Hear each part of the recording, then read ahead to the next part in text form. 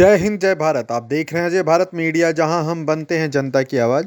गुरुग्राम में आज भारतीय कमेरा वर्ग पार्टी के द्वारा सेक्टर 15 पार्ट 2 में एक संगोष्ठी का आयोजन किया गया, जिसमें आज के ज्वलंत मुद्दों पर चर्चा हुई।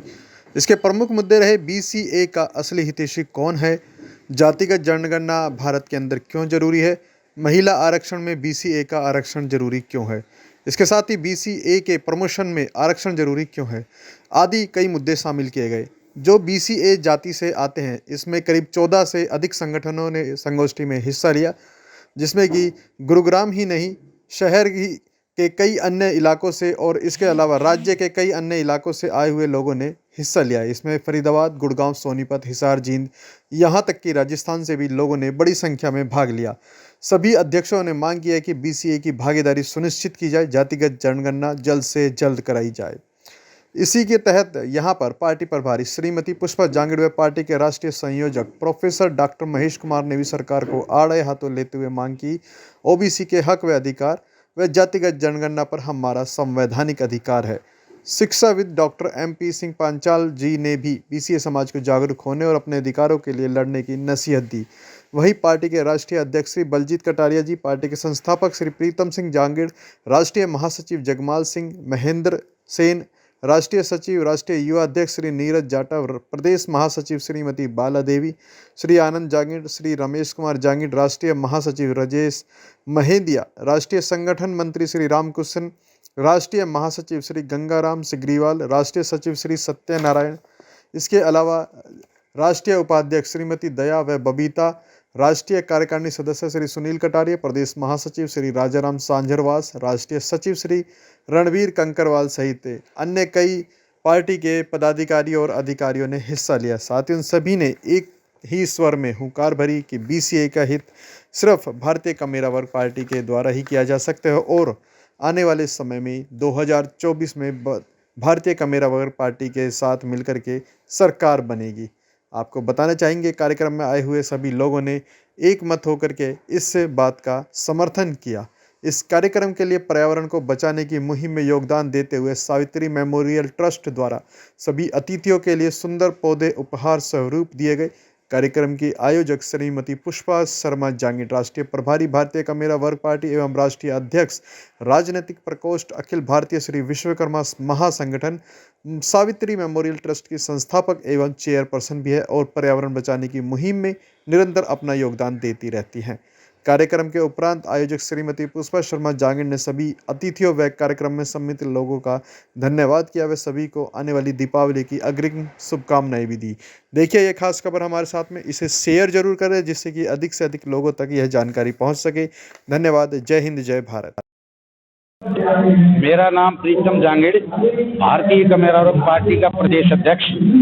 आज हमारा कार्यक्रम बीसीए के लोगों को इकट्ठित किया है और उनके प्रति उनको जगाने का काम कर रहे हैं कि हरियाणा प्रदेश के अंदर जो मोस्ट बैकवर्ड क्लास के लोग हैं, उन्होंने आज तक उनके हक और अधिकार नहीं मिले, तो बड़े प्रबुद्ध साथी आज यहाँ पर इकट्ठे हुए हैं।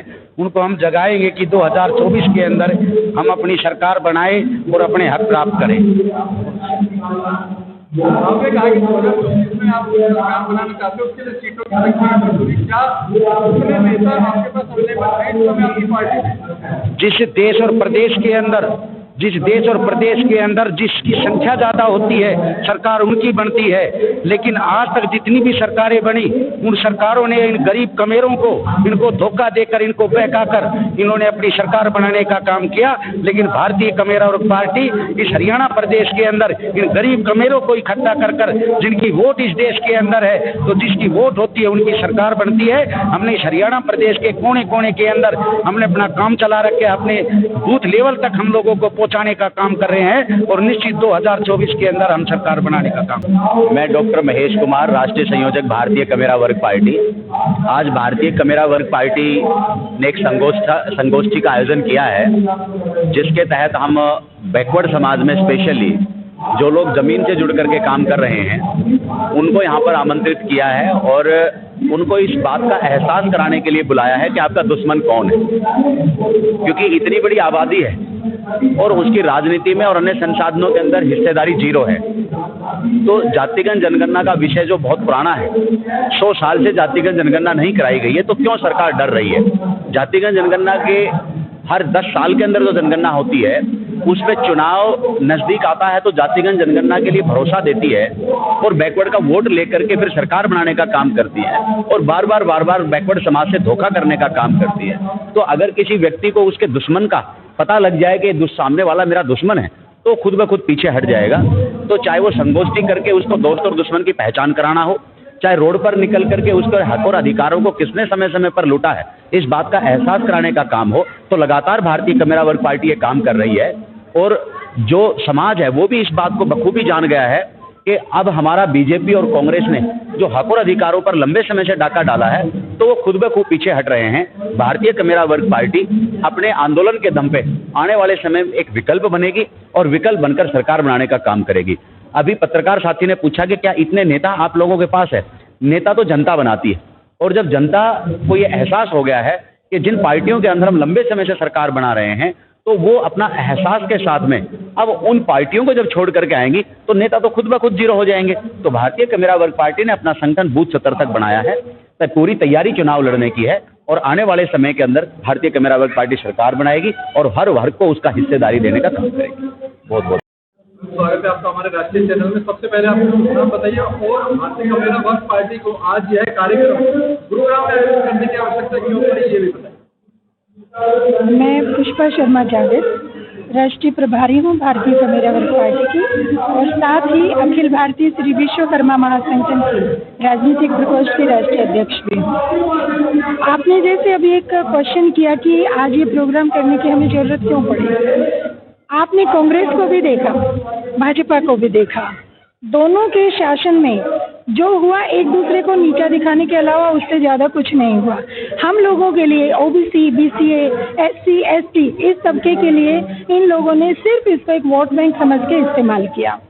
अभी हरियाणा की छोटी सी बात करना चाहूँगी। एचसीएस के अभी एग्जाम हुए थे, वो भर्तियाँ हुई हैं जिसमें करीब 50% भागीदारी ओबीसी और एससी की होनी चाहिए थी, 23 और 27% करके, और 61 जो वैकेंसी थी उसके हिसाब से करीब 30 या 31 वैकेंसी हमारे हिस्से में आती थी, लेकिन हमें कितना दिया गया?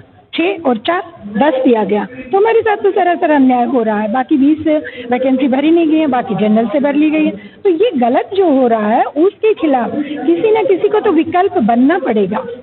और चूंकि हम सबको सिर्फ वोट बैंक की तरह इस्तेमाल किया गया है तो अब हम वोट बैंक नहीं बनना चाहते। अब हमारा सारा ओबीसी समाज, बीसीए समाज, एससी समाज, एसटी समाज सारे अब जागरूक हो चुके हैं। लेकिन कमी कहाँ आती है कि ये ज़्यादा अमीर नहीं है, इलेक्शन लड़ना चाहते हैं लेकिन फाइनेंस की कमी होती है। तो ये पार्टी एक विकल्प बन के उभरी है, सर्वजातीय पार्टी है। और भाजपा और कांग्रेस से दुखी हुए लोग या दुखी हुआ समाज जो भी ज़्यादा पैसे खर्च नहीं कर सकता वो आए और हम उनको टिकट देंगे और इस पार्टी से हम उनको इलेक्शन लड़ाएंगे। आज का जो सेमिनार है एक संगोष्ठी हमने की है जिसमें हमारे 4 मुद्दे रहे हैं। एक तो बीसीए का हितैषी कोड, ये तो आपने देख ही लिया है कि अभी जो एचसीएस की बात बताई उसी से जाहिर हो जाता है कि हमारा हितैषी कोई भी नहीं है, सिर्फ जुमलेबाजी होती है। दूसरा जातिगत जनगणना की बात है। आप जातिगत जनगणना कराने से क्यों डरते हैं?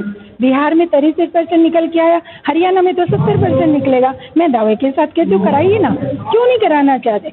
क्योंकि जब ये तबका उभरता हुआ दिखाई देगा तो उनका वोट बैंक खत्म हो जाएगा, क्योंकि लोग जागरूक होंगे, उनको पता लगेगा कि हमारी संख्या बहुत भारी है और हम राज करना चाहेंगे। ये ऐसा होने नहीं देना चाहते। तो हम चाहते जातिगत जनगणना हो और हमारी स्ट्रेंथ निकल के बाहर आए। दूसरा, महिला आरक्षण। एक आपको चॉकलेट खिला दिया गया है, महिला का आरक्षण दे दिया, 2 दिनों से पेंडिंग था, 33% कर दिया। लेकिन बीसीए का महिला आरक्षण में क्या स्थान है?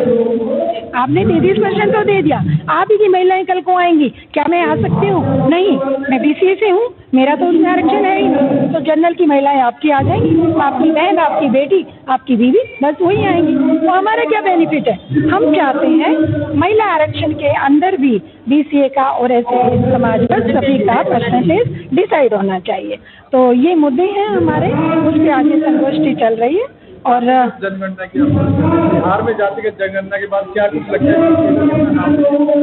देखिए, जब नीतीश जी कराना चाह रहे थे तो भाजपा तो सुप्रीम कोर्ट से स्टे ऑर्डर ले आई थी, ये तो आप जानते हैं ना।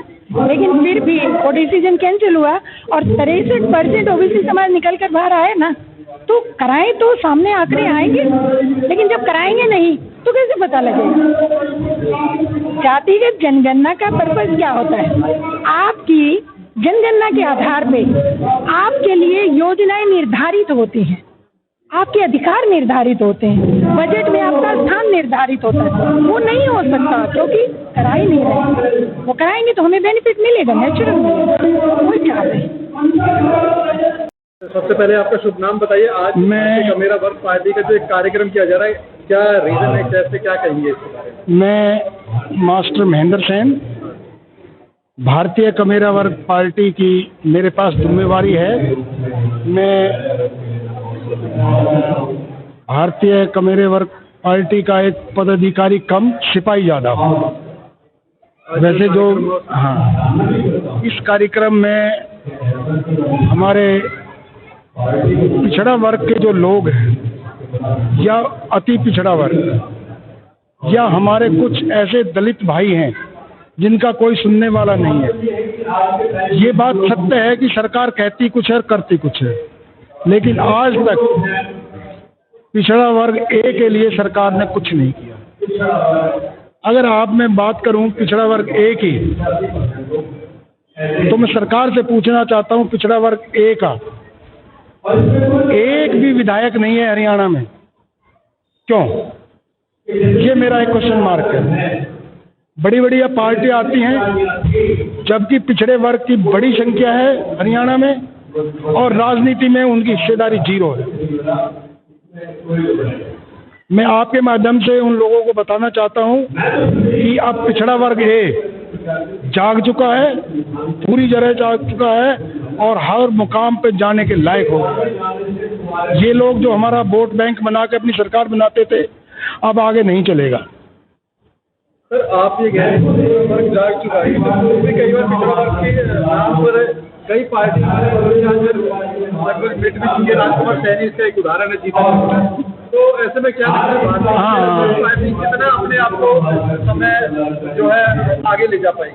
सॉरी सर, सबसे पहले तो मैं आपसे ही बता दूं कि राजकुमार सैनी पिछड़ा वर्ग बी में आते हैं,